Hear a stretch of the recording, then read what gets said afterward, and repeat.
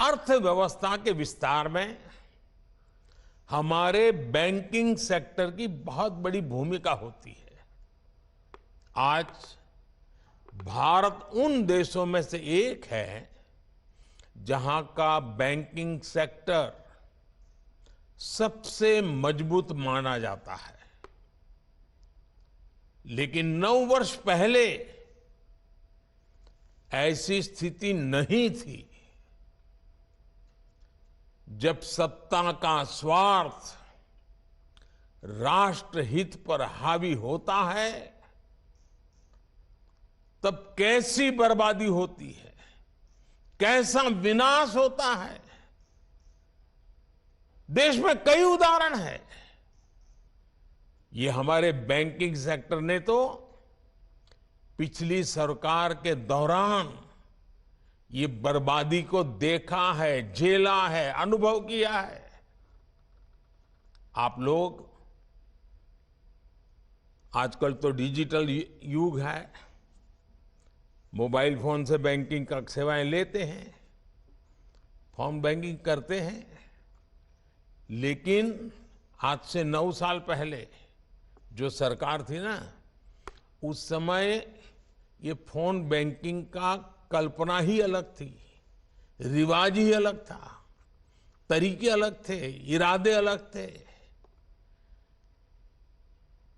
उस जमाने में, उस सरकार में ये फोन बैंकिंग मेरे आपके जैसे सामान्य नागरिकों के लिए नहीं था, देश के 140 करोड़ देशवासियों के लिए नहीं था।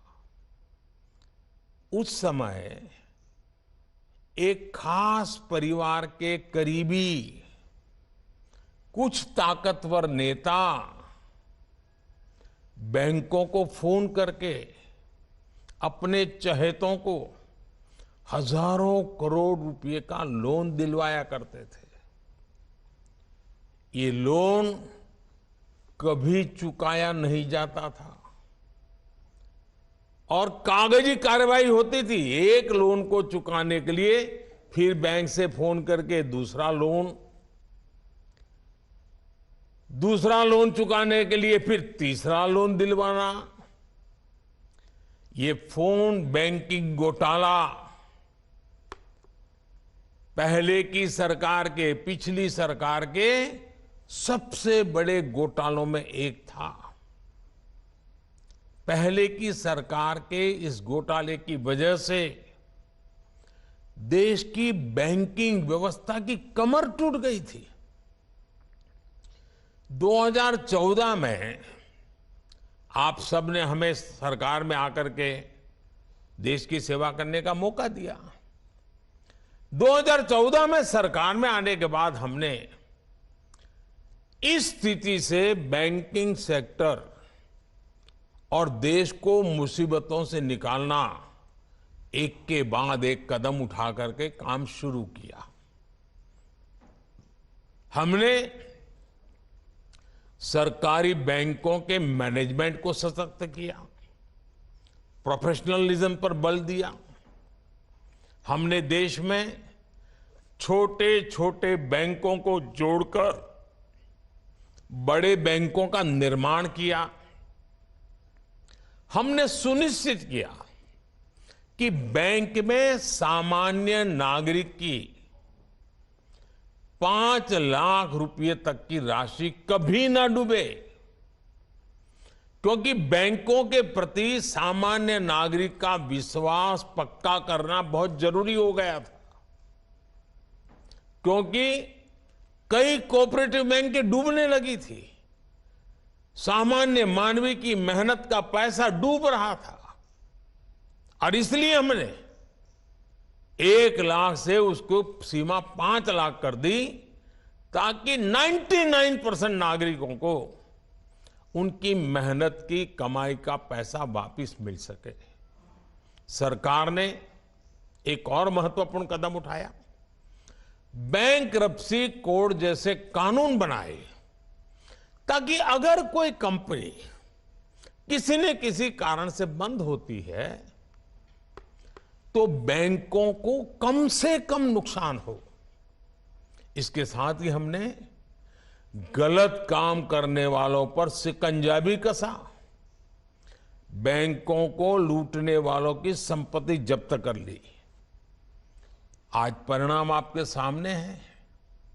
जिन सरकारी बैंकों की चर्चा हजारों करोड़ के नुकसान के लिए होती थी, एनपीए के लिए होती थी, आज उन बैंकों की चर्चा रिकॉर्ड प्रॉफिट के लिए हो रही है।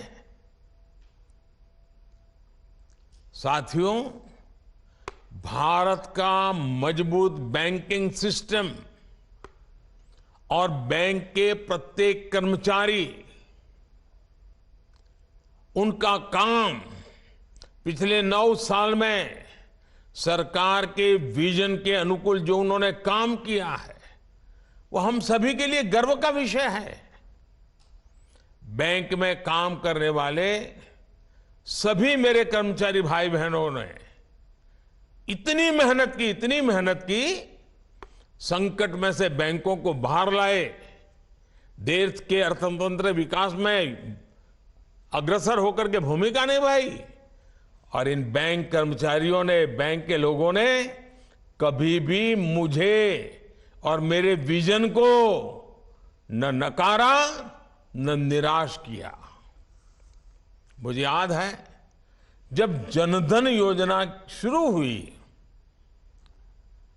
तो जो पुरानी सोच वाले लोग थे वो मुझे सवाल पूछते थे, गरीब के पास तो पैसे नहीं, वो बैंक खाता खोल के क्या करेगा, बैंकों पे बर्डन बढ़ जाएगा, बैंक का कर्मचारी कैसे काम करेगा। भांति भांति के निराशाएं फैलाई गई थी। लेकिन बैंक के मेरे साथियों ने गरीब का जनधन खाता खुले, इसके लिए दिन रात एक कर दिया।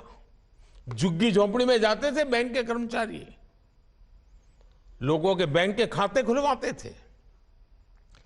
अगर आज देश में करीब 50 करोड़ जनधन बैंक खाते खुले हैं तो इसके पीछे बैंक में काम करने वाले हमारे कर्मियों का परिश्रम है, उनका सेवा भाव है।